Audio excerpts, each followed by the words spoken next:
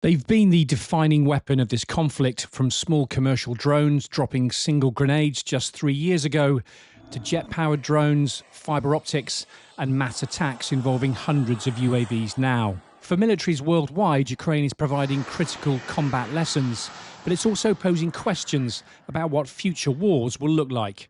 It's kind of interesting because we still look at Ukraine, and I get asked this a lot, like, is Ukraine the future of warfare?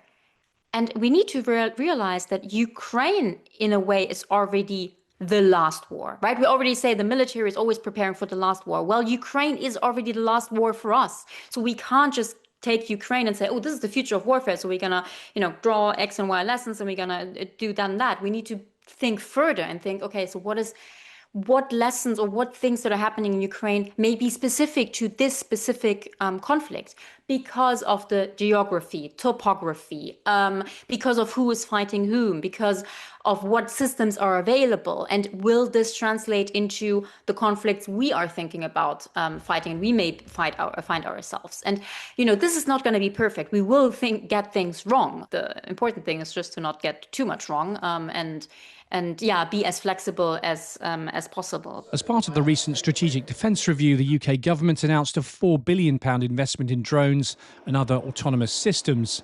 A new drone centre is also being established to accelerate the use of UAVs across the three services. And recently the RAF showed off Storm Shroud, a new radar jamming drone that will work alongside fast jets.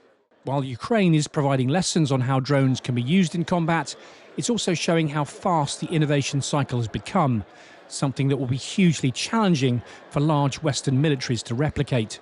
We shouldn't be concentrating so much on specific systems. We shouldn't be saying like, okay, well, the future of drone warfare is the first-person view drone, is the drone mothership, is the tethered drone with fiber optic cable. That's all part of the innovation cycle, and it could already be made obsolete or largely obsolete tomorrow. I think what we need is an acquisition process that allows for a lot of speed and a lot of innovation be built in, and a lot of modularity, meaning that you produce something, you have a little bit of a stock, but you are able to kind of change the production line if need be. You are able to produce something else if need be. You need a good back and forth between the MOD, the armed forces, the state and the industry. The other challenge for Western drone manufacturers is uncoupling their production from China. Chinese firms dominate the drone market. DJI makes 2/3 of all the consumer drones produced worldwide.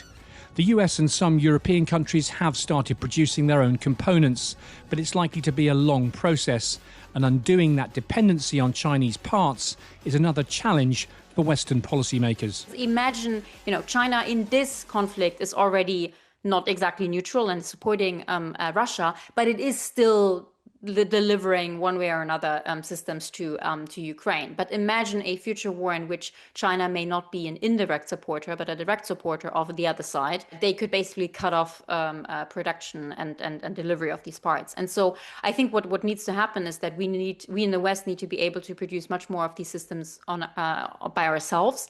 But honestly, this can be done. It's just that we need to realize that this really is needed and that there is this dependency before it is too late. Because scaling up production massively, if you find yourself in a conflict where China may just cut us off, that's going to be much harder. So we need to do it now. So while Ukraine is the current model of warfare, it's not the only one. There are lessons to be learned, not least the speed of innovation. But with the UK moving to a state of war readiness, what that will look like in 5, 10, even 1 year from now, well, that's the question military planners worldwide are busy pondering.